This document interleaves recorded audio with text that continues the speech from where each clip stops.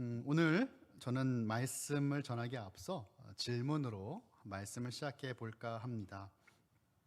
제가 묻는 질문에 답은 하지 마시고 한번 곰곰이 생각해 보시면 좋겠어요. 여러분이 가장 사랑하는 장소, 머물고 싶은 곳, 한번 방문하면 떠나고 싶지 않은 장소 어디입니까? 그것은 어디일까요? 격리가 되어서 방 한켠에 앉아서 가장 가고 싶었던 그곳이 어디였습니까? 우리는 이러한 장소를 최애의 장소, 가장 사랑하는 장소라고 말을 합니다. 그렇다면 여러분이 가장 사랑하는 그 장소는 거룩한 장소일까요? 하나님께서 기뻐하시는 장소입니까? 하나님 앞에서, 교회 앞에서 부끄럽지 않은 장소입니까? 더 나아가 모든 이들에게 덕이 되는 장소입니까? 저는 오늘 다윗이 썼다라는 것 외에는 정확히 알려진 바가 없는 시편 26편의 말씀을 통해서 우리가 정말로 사랑해야 하는 그 장소가 어떤 장소인지를 살펴보고자 합니다. 오늘 본문 26편의 교백은 다윗이 쉽지 않은 상황임에도 불구하고 하나님을 찬양하며 믿음의 기도를 드리는 시편입니다.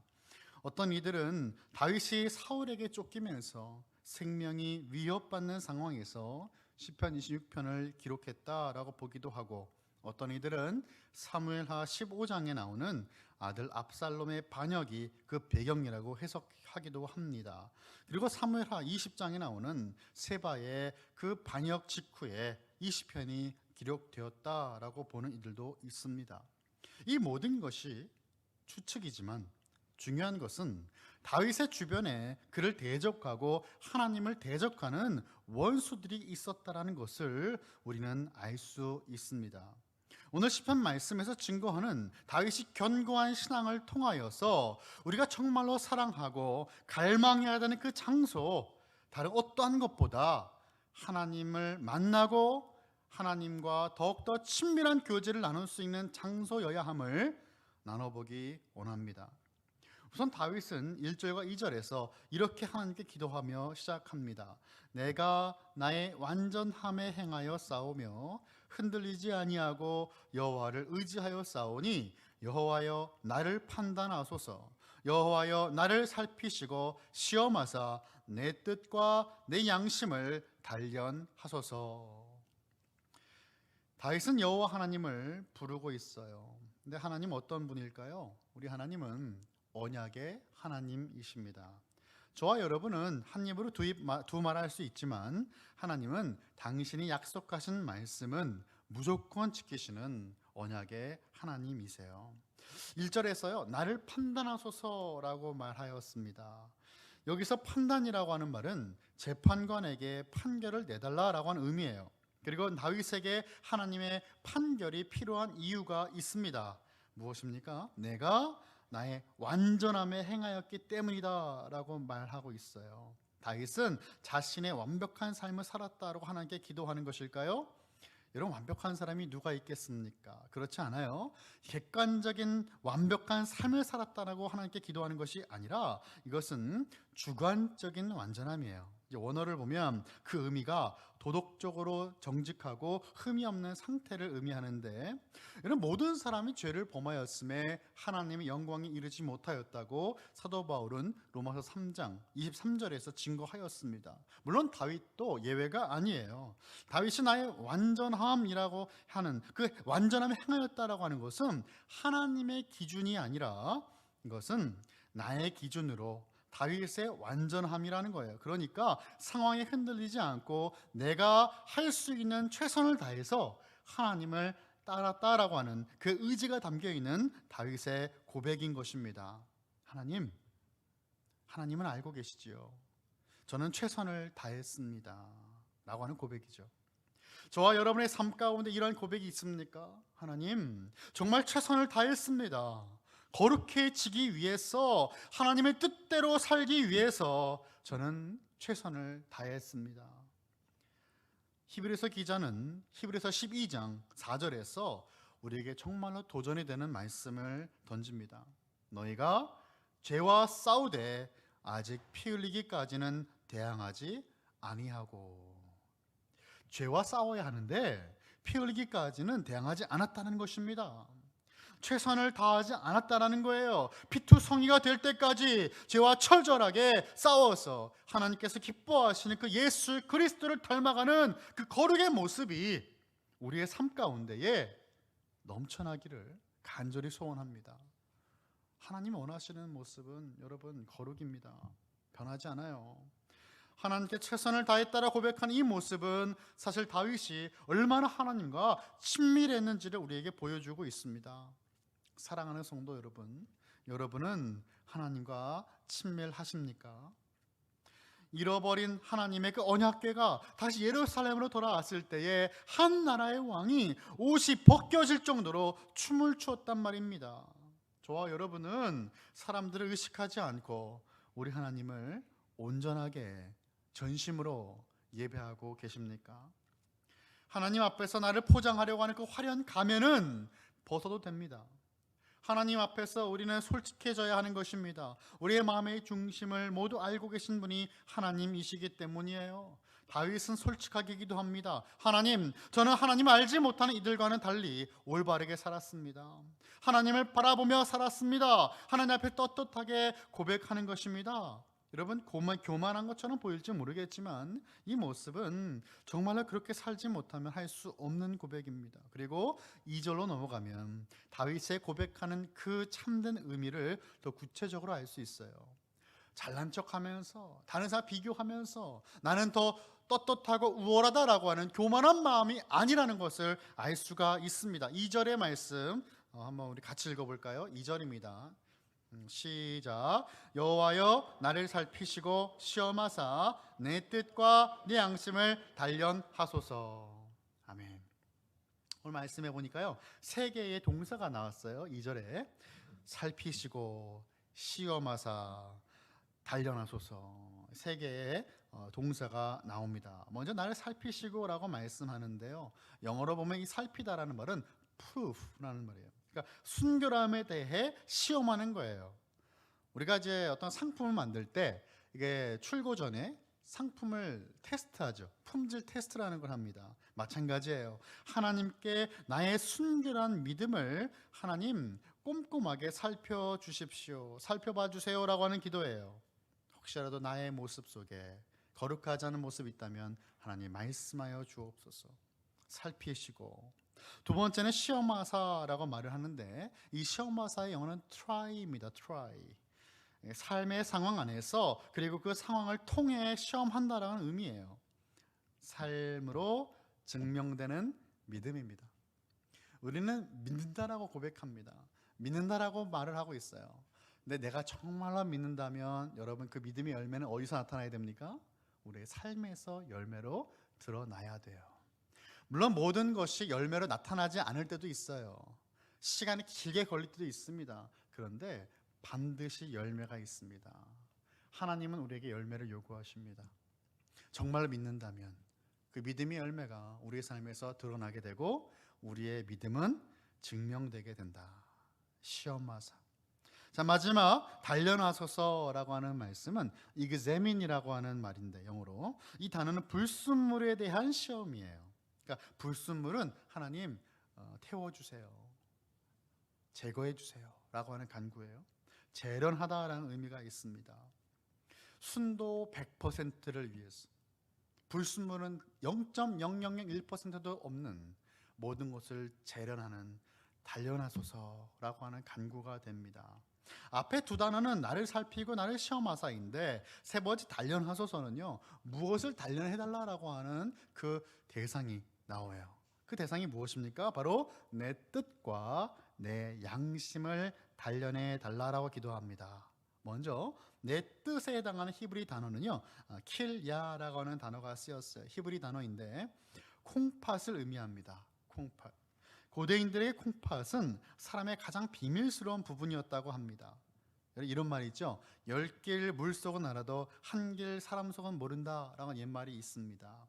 물의 깊이는 들어가 보거나 여러 장비를 사용하면 알 수 있지만 사람의 그 생각과 마음은 쉽게 알 수 없다라고 하는 것입니다. 우리는 우리의 자신의 마음이나 생각을 우리도 모를 때가 있어요.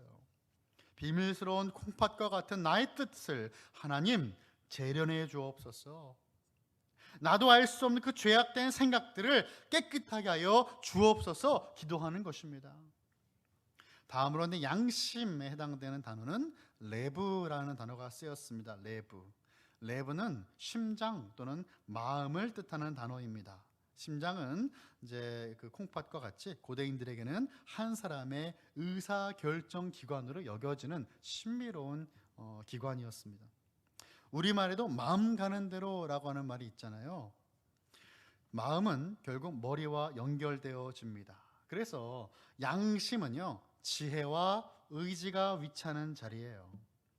뜻과 마찬가지로 남들이 들추지 못하는 내면의 깊숙한 곳에 그 양심까지도 하나님께서 샅샅이 들춰내셔서 재련해달라고 하는 기도를 다윗은 올려드리고 있습니다. 다윗은 자신의 기준에서는 최선의 노력을 하였고요, 하나님 앞에서 그렇게 살려고 발버둥을 치고 있지만 자신이 원치 않고 의도하지 않게 생각으로 마음으로 범죄하는 그 부분들을 놓고 하나님께 간구하고 있는 것입니다. 하나님, 내 뜻과 내 양심을 단련하여 주소서, 재련하여 주소서. 하나님 기뻐하지 않는 모습들은 다 불태워 주옵소서 기도하는 거예요. 내가 볼 때 온전해 보여도 주님께서 보실 때에는 더욱더 단련할 것이 남아 있다라는 것입니다. 하나님의 방법으로, 하나님의 기준에 맞추어서 하나님은 우리를 그렇게 단련시키시고 계십니다. 오늘도 하나님 우리를 그렇게 단련하시는 거예요. 이것을 우리는 성화의 과정이라고 이야기하지 않습니까? 다윗이 하나님과 참으로 친밀하다는 것이 계속 느껴지는데 3절의 말씀을 보면요, 하나님 앞에서 다윗이 당당할 수 있는 이유가 있었습니다. 주의 인자하심이 내 목전에 있나이다, 내가 주의 진리 중에 행하여 라고 말씀하였어요. 하나님의 인자하심이 다윗 앞에 있다라고 지금 고백합니다. 다윗은 하나님의 진리를 따라 걸었기 때문에 당당할 수 있었어요. 여러분, 이것이 인자하심이 무엇입니까? 우리가 자주 들었던 헤세드입니다. 헤세드. 신실한 하나님의 사랑, 그 은혜, 변치 않는 하나님의 신실하심이 바로 헤세드입니다. 이 헤세드의 사랑과 은혜는 실패하지 않습니다. 눈앞에 하나님의 사랑과 은혜가 보였다라는 거예요. 하나님의 그 사랑과 은혜가 정말 눈에 보이는 것입니까? 여러분, 눈에 보이지 않잖아요. 육신의 눈에 보이지 않지만 마치 이것이 보이는 것처럼 매일매일 매 순간 경험했다라는 겁니다. 이 사랑을 경험한 다윗은 하나님의 진리의 말씀을 따라서 걷지 않을 수 없었다, 그 고백하는 겁니다. 우리가 고백하는 것과 동일한 고백이었어요. 하나님의 은혜입니다. 하나님의 은혜가 있었기 때문에 가능했습니다는 고백을 다윗은 하고 있는 거예요. 시편 119편 105절의 말씀입니다. 주의 말씀은 내 발의 등이요 내 길의 빛이니이다. 주의 말씀은 내 발의 등이요 내 길의 빛이니이다. 말씀을 따라 걷는다라는 것은 어두운 세상 속에서 한 줄기의 빛을 바라보며 따라 걷는 것입니다. 그 말씀을 순종하는 삶입니다. 하나님의 은혜 가운데 거하며 그 말씀을 따라 살아갈 때 우리는 완전해지는 거예요. 우리가 운동을 합니다. 그죠? 운동 초반에는요, 조금만 뭘 해도 숨이 차요. 그리고 내가 정말 건강해지는 것인가 몰라요. 그런데 그것이 하루, 이틀, 일주일, 한 달, 1년 해보세요. 나도 알지 못하는 사이에 건강해지는 거예요. 주님 안에 거하고 말씀을 따라 걸어갈 때 우리가 어떻게 거룩해지는 것입니까? 여러분, 거룩이라는 게 어떤 숫자로 나타낼 수 있는 것이 아니지 않습니까? 그런데 나도 알지 못하는 사이에 주님과 동행하다 보니 주님을 닮아가게 되어 있다는 것이에요. 이것이 바로 거룩함이에요. 하나님은 내가 거룩하니 너희도 거룩하라 라고 말씀하십니다. 우리가 하나님의 말씀 안에 거하면 하나님의 거룩함이 저와 여러분의 거룩함이 되어지고 온전하고 완전해진다라는 것입니다. 주님의 그 의로움이 나의 의로움이 되는, 예수 그리스도를 믿음으로 말미암아 주님 안에 거하여 예전에는 편하고 좋았던 것들이 점점 불편해지는 거룩으로 나아가는 그 삶이 바로 저와 여러분 성도의 삶인 줄 믿으시기 바랍니다. 하지만 세상은 그렇게 호락호락하지 않습니다. 우리는 하나님의 은혜를 경험하고 말씀을 따라 살아가려고 하지만 그렇지 않은 사람이 더 많습니다. 4절부터 5절을 말씀 보면요, 어떤 부류가 등장하는데 4개의 부류가 등장합니다. 허망한 사람과 같이 앉지 아니하였사오니 간사한 자와 동행하지 아니하리이다. 내가 행악자의 집회를 미워하오니 악한 자와 같이 앉지 아니하리이다. 아멘.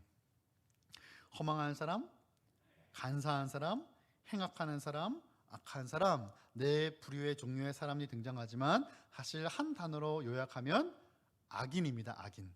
그죠? 악인이에요. 여러분 시편 1편을 보면요, 이 복 있는 사람은 의인이죠. 의인, 그리고 그렇지 않은 사람은 악인으로 비교가 됩니다. 악인들은요, 바람에 나는 겨와 같다라고 말씀하고 있습니다. 겨가 왜 바람에 날아가 버릴까요? 알맹이가 없기 때문이에요. 성경은 그렇게 그림으로 우리에게 묘사하고 있어요. 알맹이가 없는 이들, 가치가 없는 이들, 날아가 버리는 이들, 심판을 피할 수 없는 이들의 모습을 악인의 결과로 성경은 우리에게 꾸준하게 끊임없이 증거합니다. 허망한 사람도 그렇습니다. 허망한 사람의 그 마음의 행위는 전혀 가치 없는 모습이에요. 그래서 텅 빈 것과 같은 자들을 의미합니다.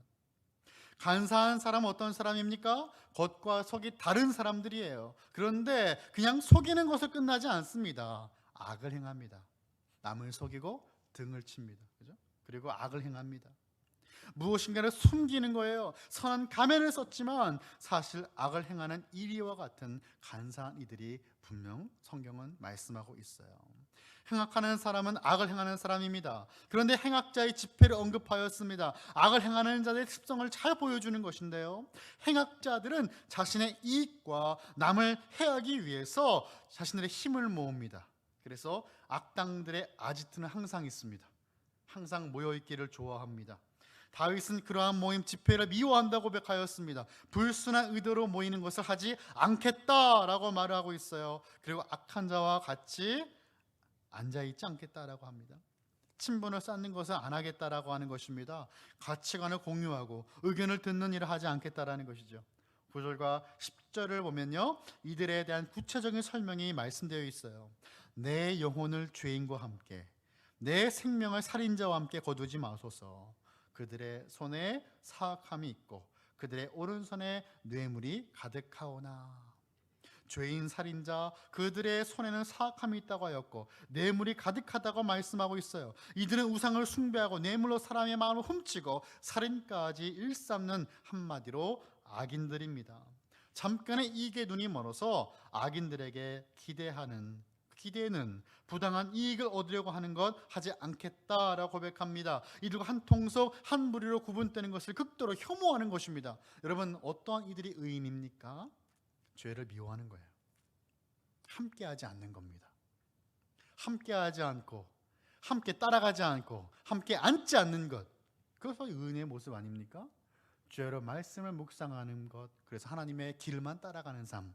성경은 분명히 우리에게 2가지의 갈래길을 보여주고 있는 거예요. 의인의 길은 하나님의 말씀을 따라 사는 삶입니다. 그래서 하나님만을 사랑하고 하나님이 아닌 것은 미워할 수 있는, 여러분, 그 모습이 바로 성도의 삶인 줄 믿으시기 바랍니다. 사랑하는 성도 여러분, 여러분 어떤 모습으로 살아가십니까? 어떤 모습에서 세상과 구별되어 거룩하게 살아가십니까? 우리의 가치관은 하나님 나라의 가치관을 두고 살아갑니다. 여러분, 이것이 다윗이 증거하는 하나님 나라의 가치예요. 킹덤 밸류입니다. 11절을 보면 1절과 비슷하다는 느낌이 들 거예요. 11절을 보시면 이렇게 말씀되어 있습니다. 나는 나의 완전함에 행하오리니 나를 속량하시고 내게 은혜를 베푸소서라고 말씀합니다. 여러분, 시편을 읽을 때 도움이 되는 팁을 한 가지 드리겠습니다. 제가 누차 말씀을 드렸던 부분인데, 반복이 되거나 어떤 특별한 순서가 있는 것처럼 느껴지는 그런 시편들이 있습니다. 다 그런 것은 아니지만 이 고대 문학의 어떠한 구성적인 요소가 바로 샌드위치적인 구조라고 우리가 설명을 하는데, 영어로 이것을 인클루지오라고 이야기합니다. 껍데기가 있는 거예요. 껍데기가 있고 그 안에 진주가 있는. 여러분, 진주조개가 그 조개 자체 값어치가 있는 것이 아니죠. 조개는 그냥 껍데기에 불과해요. 그런데 진주조개가 값어치가 있는 것은 그 안에 있는 진주죠. 물론 제가 말씀드리는 것이 이 성경에 있는 다른 말씀들은 중요하지 않고 이 중간에 있는 건 중요하다는 말씀드린 것이 아니라, 그 중간에 있는 것을 말씀하기 위해서, 핵심적인 주제를 말하기 위해서 이것을 둘러싸고 있는 영역이 있었다라는 거예요. 그렇다면 오늘 시편 26편에서 이 중간에 있는 핵심 메시지가 어디입니까? 바로 6, 7, 8절입니다. 우리 6, 7, 8절을 한 목소리로 함께 읽어볼까요? 6절부터 8절입니다. 시작. 여호와여, 내가 무죄함으로 손을 씻고 주의 제단에 두루 다니며 감사의 소리를 들려주고 주의 기이한 모든 일을 말하리이다. 여호와여, 내가 주께서 계신 집과 주의 영광이 머무는 곳을 사랑하오니. 아멘. 시편 26편 핵심 메시지입니다. 하나님께 간구하는 그의 기도는 무지하기에 손을 씻고 하나님의 제단을 두루 다닐 것이라 고백합니다. 하나님의 제단, 하나님과의 교제, 임재를 상징하는, 식탁을 상징하는 장소입니다. 하나님과 친밀하게 예배하는 거예요. 아버지의 집에서 자유롭게 뛰노는 그 어린 아이의 모습처럼. 깨끗한 손은 깨끗한 마음을 상징합니다. 구약에서 손을 씻는 행동은 다양한 정황에서 발견될 수 있지만 무죄와 정결의 필요성을 나타낼 때 항상 등장합니다. 예배자의 조건은 거룩입니다. 깨끗한 손은 성전에 들어가기 전에 반드시 필요합니다. 물두멍이 그 앞에 있지 않습니까? 씻어야 됩니다. 벗어내야 됩니다. 사실 이 모습은 예배에 올 때만 요구되는 것이 아니라 우리의 모든 삶에 항상 필요한 모습이에요. 7절에서는 감사의 소리로 주의 기이한 모든 일을 말한다 라고 고백하였습니다. 감사의 찬양이에요. 그리고 8절은 다윗의 사랑, 그 고백을 지금 하나님께 올려드리고 있어요. 하나님 제가 말입니다, 하나님 계신 집과 하나님의 영광이 머무는 곳을 사랑합니다 라고 고백하는 거예요. 물론 신학적으로 많은 의미가 있을 수 있습니다. 그런데 중요한 것은 하나님이 계신 그 집, 그 베델은 성막이고 성전이에요. 하나님의 영광이 머무는 곳, 그 하나님의 임재가 임하는 성전이며 지성소입니다. 하나님께서 계신 집, 하나님의 영광스러운 임재가 임하는 곳을 가장 사랑한다라고 하는 이 아름다운 고백을 다윗은 하나님께 올려드리고 있어요. 제가 참으로 사랑하는 복음성가 중에 이 소원이라고 하는 찬양이 있습니다. 가사가 이런데요, 여러분 한번 잘 들어보세요. 제가 부르면 좋겠지만 하나님 모든 은사를 다 주지 않으셨기 때문에 제가 가사를 읽어드리겠습니다. 주님, 내가 주의 장막을 사모합니다. 오직 주의 임재를 갈망합니다. 주의 집에서의 하루가 다른 곳의 첫날보다 좋으니 주 사랑 안에 머물며 사랑 노래합니다. 나의 평생에 단 한 가지의 소원, 주의 아름다우심 보며 사랑 노래하는 것. 나의 왕 되신 주님의 얼굴을 구하며 주 사랑 안에 머물러 사랑 노래합니다 라고 하는 가사를 갖고 있는 참 아름다운 찬양입니다. 사랑하는 성도 여러분, 이러한 고백을 하나님께 드려보신 적이 있으십니까? 하나님, 다른 것은 필요 없습니다. 나의 평생에 다 한 가지의 소원이 있다면 그것은 주님의 아름다우심을 보며 그 사랑을 노래하는 것, 찬양하는 것입니다. 나의 왕 되신 주님의 그 얼굴을 구하며 주님 사랑 안에 머물며 나는 오늘도 그 사랑을 노래합니다. 이 고백이 저와 여러분의 고백되길 축원합니다. 6절, 7절, 8절이 핵심이라고 말씀을 드렸습니다. 오늘을 살아가는 우리들에겐 어떤 의미가 있을까요? 하나님의 영광이 머무는 곳, 하나님의 임재가 임하는 성전은 예수 그리스도를 믿음으로 성령께서 우리 가운데 임하여 살아가는 성령 충만한 성도의 삶입니다. 성령이 우리 안에 거하시기에 우리가 성전이 되지 않았습니까? 그리고 더 나아가 성도들이 모여 함께 예배드리는 이곳이 교회가 하나님 임재가 임하는 장소입니다. 하나님을 너무도 사랑하니까 하나님께 모여 예배드리는 공동체를 사랑하고 교회를 사랑한다라는 고백이 나올 수밖에 없다라는 것입니다. 하나님 앞에서 우리가 예배를 드릴 수 있는 단 한 가지의 이유는 바로 예수 그리스도이십니다. 우리를 거룩하게 하시는 분은 말씀이 육신이 되어 이 땅에 오신 예수님을 믿음으로 가능하게 되었습니다.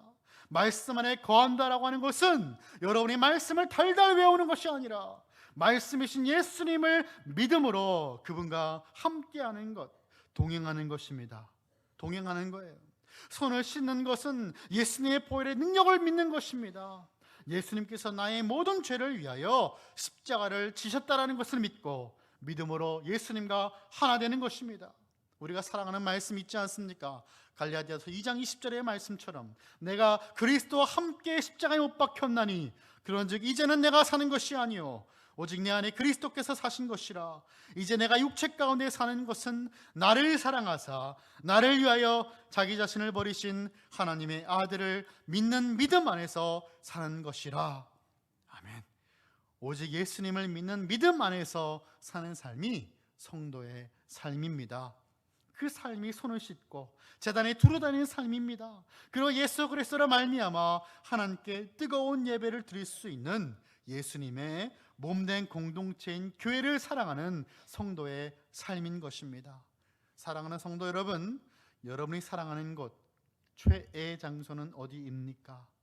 하나님을 만나고 하나님을 예배하며 천국을 소망하며 하나님의 백성과 함께 사랑의 교제를 나누는 이 예배의 자리가 우리 모두의 최애 장소 되시길 예수 그리스도 이름으로 축원합니다.